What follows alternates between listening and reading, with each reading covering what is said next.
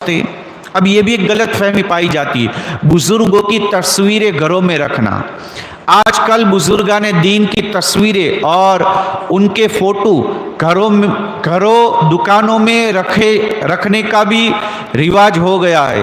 یہاں تک کہ بعض لوگ پیروں ولیوں کی تصویریں فریم میں لگا کر گھروں میں سجا لیتے ہیں اور ان پر مالائیں ڈالتے، اگربتیاں سلگاتے، یہاں تک کہ بعض جاہل ناخواندے ان کے سامنے مشرکوں، کافروں، بت پرستوں کی طرح ہاتھ باندھ کر کھڑے ہو جاتے ہیں، انہیں چومتے اور سجدے کرتے۔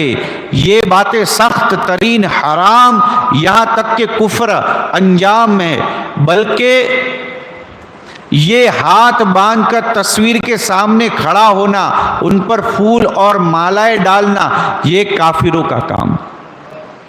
لوگ رکھتے، میرے پیر صاحب ہے، ان کی تصویر ہے، تو سن لیجئے حدیث پاک بیان کر رہا ہوں میں، جس کا مفہوم ہے کہ جس گھر کے اندر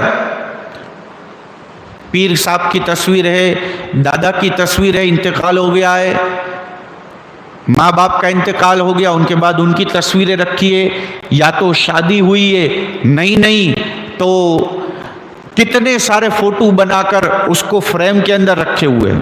تو جس گھر کے اندر جاندار چیز کی تصویر ہوتی ہے، اس گھر میں رحمت کے فرشتے نہیں آتے۔ جب رحمت کے فرشتے نہیں آئیں گے تو پھر وہاں برکتیں کیسے نازل ہو، پھر وہاں مصیبتیں نازل۔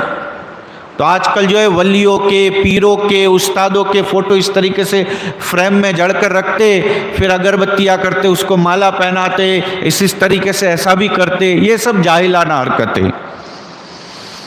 بخاری شریف اور مسلم شریف کی حدیث میں ہے کہ ود، سوا، یغوث، یعوق اور نصر جو مشرکین کے معبود اور ان کے بت تھے، جن کی وہ پرستش کرتے تھے، جن کا ذکر قرآن کریم میں بھی آیا ہے، یہ سب قوم نوح کے نیک لوگ تھے۔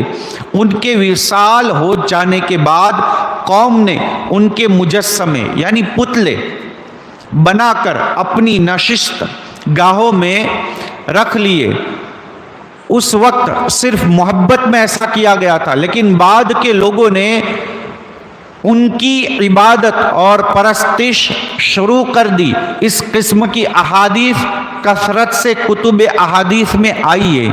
ایک اور حدیث پاک میں ہے، قیامت قائم نہ ہوگی، آقا فرماتے، سنیے، یہ مشکات شریف کی حدیث پاک ہے، قیامت قائم نہ ہوگی جب تک میری امت کے کچھ قبیلے مشرکوں سے نہ مل جائے، یہاں تک کہ میری امت کے کچھ لوگ بت پرستی کرنے لگے۔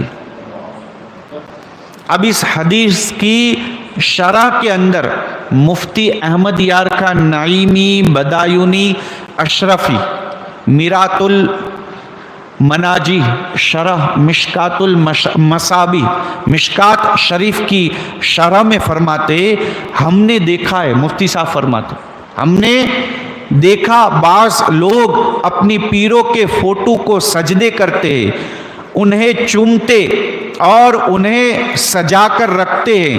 یہ ہے اس حدیث کا ظہور۔ یہ جو حدیث پاک ہے، اس کا ظہور یہ ہے۔ بعض کلمہ گو تعزیوں کو سجدے کرتے ہیں، قبروں کو تو بہت لوگ سجدے کرتے، بعض لوگ زندہ پیروں کو سجدے کرتے، یہ ہے بت پرستی، اللہ کی پناہ۔ تو پیارے آقا علیہ الصلوۃ والسلام کے پیارے دیوانوں، ہمیں ان سب چیزوں سے بچنا چاہیے، شریعت کی پابندی کرنی چاہیے اور ان غلط فہمیوں سے دور ہونا چاہیے، دوسرے لوگوں کو بھی دور کرنے کی کوشش کرنی چاہیے، ان کو سمجھانا چاہیے۔